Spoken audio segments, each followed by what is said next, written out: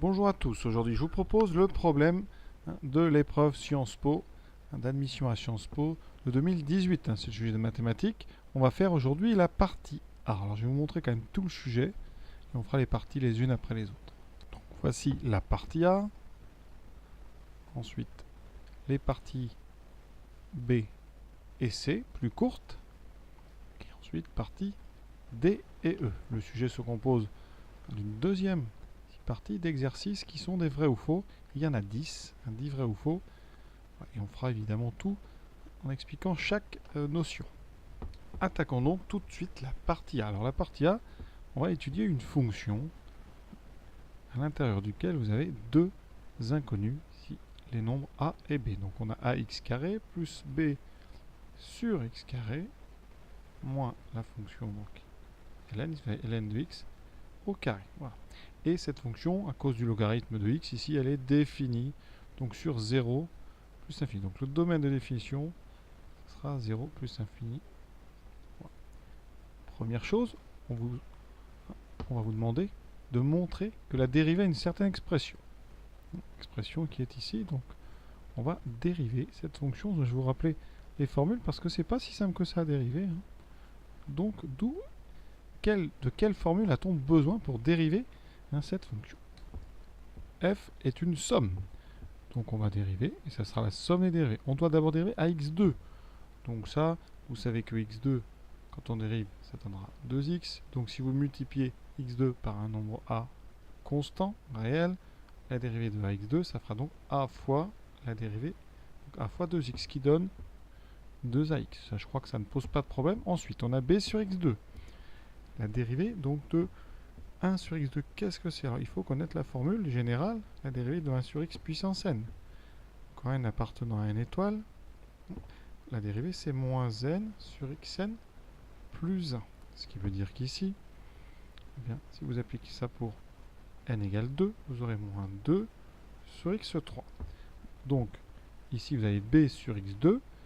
b sur x2, ça veut dire que c'est, si on l'écrit autrement, c'est donc b multiplié par 1 sur x2. Et toujours donc notre ln au carré.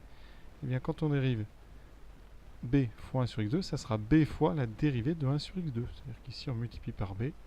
Vous aurez donc fois b, la dérivée sera multipliée elle aussi par b, ce qui donnera moins 2b sur x3. Alors on peut en parler de cette dérivée parce qu'on peut la faire autrement. Beaucoup d'élèves ne connaissent pas les formules 1 sur x puissance n, donc on doit se débrouiller autrement. Comment faire? Il suffit de considérer que b sur x2 c'est un quotient. Je vous rappelle que la dérivée de u sur v, c'est u' v moins u v' sur v carré. Quand vous allez dériver b sur x2, vous allez avoir u de x qui est égal à b, v de x qui est égal à x2, donc u' c'est la dérivée d'une constante qui est b, ça vaut 0.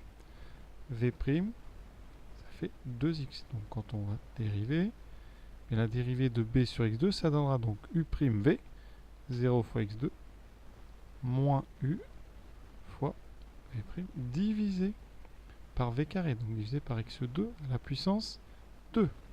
Ceci donne moins b fois 2x sur x puissance 4. Et là, on simplifie par x, ce qui donne moins 2b. Le x va disparaître et il vous restera puissance 3 sur x 3. Donc ça donne moins 2b sur x3, c'est ce qu'on nous propose. Il reste maintenant le logarithme au carré. Et là, encore deux possibilités. Soit vous connaissez la formule qui est dans le programme, la dérivée de u carré, qui vient de u puissance n. Quand on dérive u puissance n, ça fait n u' un moins 1. Donc appliqué pour n égale 2, ça fait u au carré, qui vaut 2 fois u puissance 2 moins 1, donc 2' u'. Ici, donc on va dériver ln de x. Ça c'est notre u de x. Donc u' c'est la dérivée du logarithme, c'est 1 sur x. D'accord? Donc la dérivée de n, je rappelle, c'est 1 sur x. Et bien, quand vous appliquez cette formule, ça va très vite. La dérivée, donc si j'appelle g de x, si j'appelle ça ln de x, donc au carré, g', ça sera donc 2u', 2 fois u', u. Donc, écrit autrement, ça fait 2 ln de x sur x. Et comme il y a un moins devant, en dérivant, vous aurez moins, donc 2 ln de x sur x. C'est bien ce qu'il fallait démontrer. Alors on peut dériver ce ln de x carré autrement, pour ceux qui ne connaissent pas la formule du carré. On peut séparer ce carré en deux, ça fera ln de x fois ln de x, et là vous avez un produit. Donc rappel, u fois v, donc uv, la dérivée c'est u'v plus uv'.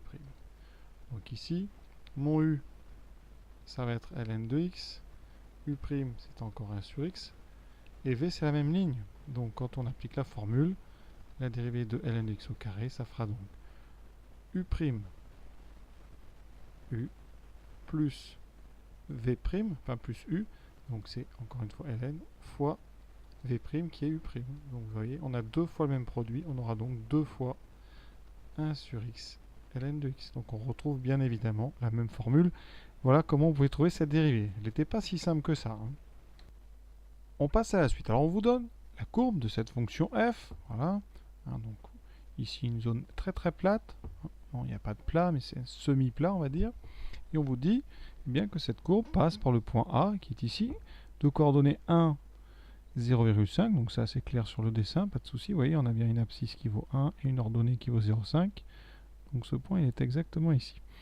Et on dit qu'il y a une tangente en ce point. Donc cette droite ici, c'est la tangente au point A. Alors on va s'en servir de cette définition de la droite. Donc qu'est-ce que c'est qu'une tangente? On vous dit qu'elle est horizontale. Donc rappel de cours très important. D'ailleurs certains ne le connaissaient pas lors du concours. F' de x, c'est graphiquement, c'est le nombre dérivé. Donc c'est graphiquement le coefficient directeur de la tangente au point considéré. Donc ici, dans notre sujet, ça sera au point d'abscisse, ici x, au point de la courbe bien sûr d'abscisse x. Donc ici, ça veut dire qu'en A, on a une tangente horizontale. Le point pour abscisse, on vous le dit 1, donc ça veut dire que le nombre dérivé en 1, d'accord, tangente horizontale, une tangente horizontale, c'est un coefficient directeur égal à 0, donc ça veut dire que le nombre dérivé en 1 vaut 0. Ça veut dire que la dérivée s'annule pour x égale 1, donc en A vous avez ici une tangente horizontale. Donc ça va être la première traduction qu'il fallait absolument faire de la tangente horizontale, parce que nous on va essayer de déterminer petit a et petit b, c'est la question 2 qui est ici. Alors ensuite on a A qui appartient à la courbe, ça c'est une chose même que j'aurais peut-être dû dire en premier. Si A appartient à la courbe, c'est une information de position, ça veut dire que l'image de l'abscisse de A, c'est-à-dire l'image de 1, vaut son ordonnée, c'est-à-dire 0,5. Ça c'était les deux choses qu'il fallait traduire. F de 1 égale 0,5, ça vient d'une information de position, c'est-à-dire que le point A appartient à la courbe, et f' de 1 égale 0, c'est une information de direction, c'est avec la tangente horizontale. Et maintenant, avec ces deux informations, on va essayer de déterminer petit a et petit b. De l'information f de 1 égale 0,5, qu'est-ce qu'on va obtenir? Eh bien ça veut dire que dans l'expression de f, donc celle qui est donnée dans le texte au début, remplaçant x par 1, on doit trouver 0,5. Cela me donne donc a fois 1 au carré plus b sur 1 au carré, je vais doucement, moins ln de 1 au carré. Ça doit être égal à 0,5. 1 au carré, ça fait 1, donc ça fait a, plus b sur 1, donc plus b. ln de 1, je vous rappelle, ça vaut 0, il reste a plus b égale 0,5. Voilà une première relation entre petit a et petit b. Il nous faut donc une deuxième relation. On va utiliser le nombre dérivé. F' de 1, on a dit que c'était 0. Donc cette fois-ci, je vais remplacer dans f', donc dans l'encadré rouge, x par 1. Ça fait 2 fois a, multiplié par 1, moins 2 fois b divisé par 1 au carré, moins 2 fois ln de 1 sur 1. Et ça doit être égal à 0. Je calcule. Ça fait 2a, moins 2b sur 1 au carré, donc moins 2b. ln de 1 vaut toujours 0, donc 2a moins 2b égale 0. Et si on transforme un petit peu, ça fait 2a égale 2b, et donc A égale B. Voilà votre deuxième relation entre A et B. Ça veut dire qu'on doit résoudre un système composé des deux équations A plus B égale 0,5 et A égale B. Alors qu'est-ce qu'on va faire? Donc dans la première ligne, A vaut B. Donc si je remplace B par A, ça fait A plus A qui vaut 0,5. Et A égale B. 0,5 c'est 1,5. Donc ça veut dire que 2A égale 0,5. A est égal à B. Donc on divise 0,5 par 2. A vaut 0,25, c'est-à-dire un quart. Et comme A égale B, B vaut aussi un quart. Conclusion, eh bien on a A et B qui valent un quart. La fonction f de x, ça sera donc un quart de x2 plus un quart de x2, donc un quart sur x2, donc 1 sur 4x2 moins ln de x au carré. Voilà, la partie A est déjà terminée, donc je vous montre le texte de la partie B et celui de la partie C. On fera dans la prochaine vidéo donc partie B et partie C. Première partie B, donc on va étudier des polynômes avec une équation, en tout cas une inéquation bicarrée. Et en partie C, on va étudier une fonction g de x, donc sens de variation et signe. A très bientôt.